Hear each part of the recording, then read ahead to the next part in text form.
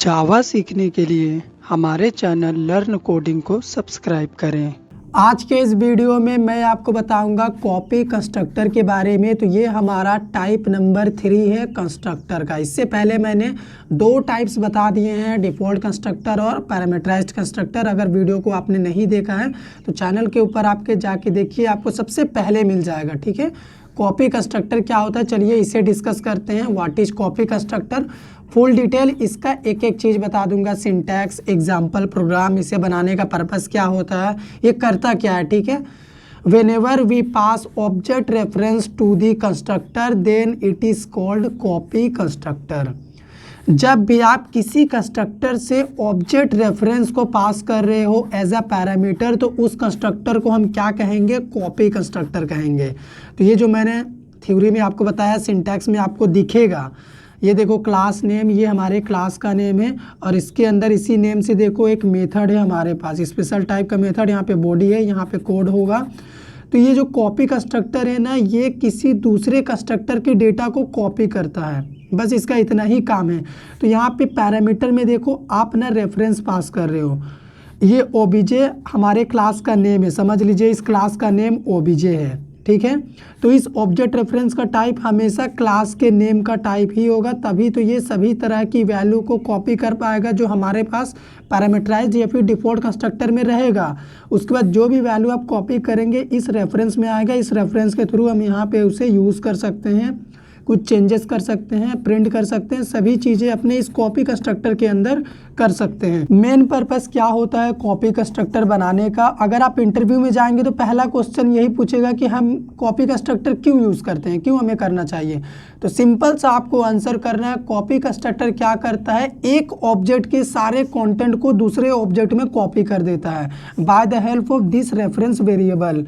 ठीक है, यही इसका मेन काम होता है, किसी एक के ऑब्जेक्ट को डेटा को लेगा, किसी दूसरे ऑब्जेक्ट में जाके कॉपी कर देगा। तो चलो प्रोग्राम के जरिए इसी चीज़ को हम आपको प्रूफ करके दिखाते हैं कि ये होगा कैसे। तो गाइस, आपके पास अगर किसी भी चीज़ का सिंटैक्स पता हो ना, तो आप उसका प्रोग्राम बहुत ही आसानी से कर सकते हो। तो जो सिंटैक्स मैंने कॉपी कंस्ट्रक्टर को आपको बताया है, उसी सिंटैक्स का यूज़ करके यहाँ पे मैं प्रोग्राम लिखूंगा। ठीक है, सबसे पहले एक क्लास बना लेते हैं सिंपल सा ए नाम का, और इसके अंदर मैंने ये डिफ़ॉल्ट कंस्ट्रक्टर बनाया। इसी डिफ़ॉल्ट कंस्ट्रक्टर का जो भी वैल्यू होगा उसको हम कॉपी करेंगे एक अलग कंस्ट्रक्टर में, जिसको हम बोलेंगे कॉपी कंस्ट्रक्टर। तो उससे पहले यहाँ पे कुछ वेरिएबल्स बना लेते हैं, जैसे मैंने इंस्टेंस वेरिएबल इंट ए बनाया, एक और बना दिया बी टाइप का, 2 इंस्टेंस वेरिएबल है। अब पैरामीटराइज्ड कंस्ट्रक्टर के अंदर हम क्या कर सकते हैं, इनमें वैल्यू इनिशियलाइज कर सकते हैं अपने से। तो ए में मैं 10 डाल दे रहा हूँ, उसके बाद बी में मैं एक स्ट्रिंग डाल देता हूं, जैसे स्ट्रिंग कुछ भी हो सकता है।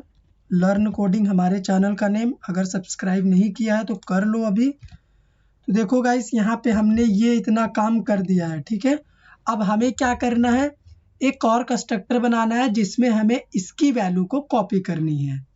सिंपल कंस्ट्रक्टर बनाने के लिए फिर से क्लास का नेम, पैरेंथेसिस का सिंबल, ये कर्ली ब्रैकेट की बॉडी, और इसके अंदर आपको एक क्लास टाइप का ही रेफरेंस वेरिएबल बनाना होगा। जैसे मैंने यहाँ पे क्लास ए का ही एक रेफरेंस बनाया है इस कंस्ट्रक्टर के पास। ठीक है, यही रेफरेंस के थ्रू हम इसके इस कंटेंट को, इस वाले कंस्ट्रक्टर के दोनों कंटेंट को कॉपी करेंगे इसके अंदर।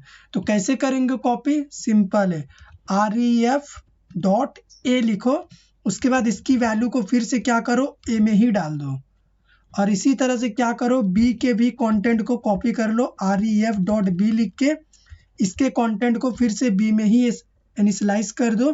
तो क्या होगा कि ए का वैल्यू ए में फिर से आ गया इस रेफरेंस के थ्रू, और बी का वैल्यू रेफरेंस के थ्रू फिर से बी में आ गया है।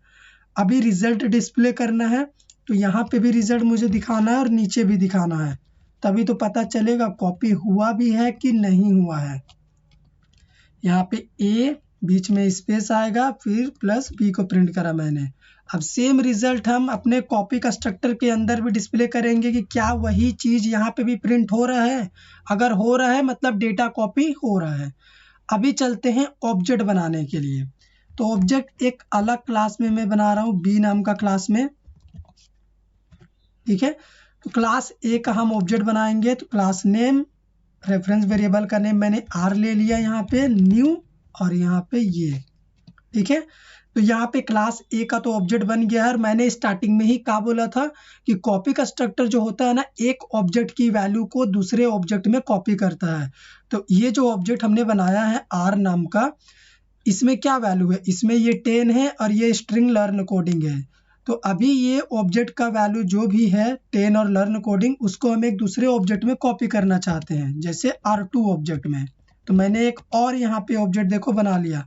कॉपी करने के लिए आप क्या करो, यहाँ पे R को ना पास कर दो। तो जो भी वैल्यू R का है, यहाँ से हम एज अ पैरामीटर पास कर रहे हैं, तो ये R का वैल्यू डायरेक्ट इस REF में आएगा। और ये REF के थ्रू हम क्या कर रहे हैं, REF डॉट ए लिखे हैं, मतलब ए का जो भी वैल्यू है 10 वो यहाँ पे आएगा। और फिर से हम उसको इसी ए में इनिशियलाइज कर दिए हैं, तो ए को प्रिंट करेंगे तो 10 आएगा। उसके बाद बी की वैल्यू को इसी ऑब्जेक्ट रेफरेंस के थ्रू हमने यहाँ पे भी देखो प्रिंट कर दिया, बी में इनिशियलाइज करके। तो अभी रिजल्ट जब आप देखोगे ना, तो आपको 2 टाइम्स सेम रिजल्ट प्रिंट में मिलेगा। इससे आपको ये पता चल जाएगा कि वैल्यू कॉपी हो रहा है। ये देखो, ये जो पहला रिजल्ट आ रहा है ना, ये पहला रिजल्ट इसका है। 1 मिनट इसे थोड़ा छोटा करते हैं। इस डिफॉल्ट कंस्ट्रक्टर का ये पहला रिजल्ट है। और ये सेकंड रिजल्ट देखो, यहाँ पे जो हमने प्रिंट करा है वो ये वाला है। तो आप देखो गाइस, हम एक ऑब्जेक्ट की वैल्यू को यानी R की वैल्यू को R2 में कॉपी कर पा रहे हैं by the help of copy constructor. अभी आपको करना क्या है, मैंने डिफॉल्ट कंस्ट्रक्टर के कंटेंट को कॉपी कंस्ट्रक्टर के थ्रू कॉपी किया है। आप क्या करिएगा, पैरामीटराइज्ड कंस्ट्रक्टर यहाँ पे बनाइएगा और पैरामीटराइज्ड कंस्ट्रक्टर के कंटेंट को कॉपी कंस्ट्रक्टर के थ्रू सेम ऐसे ही कॉपी करिएगा। जब तक आप अपने से ट्राई नहीं करेंगे, कुछ अलग करने का नहीं सीख पाएंगे। पूरा जावा कंप्लीट कोर्स सीखना है। अगर आप एक बिगिनर है, इस प्लेलिस्ट को क्लिक करिए जो स्क्रीन पे आपको दिख रहा है।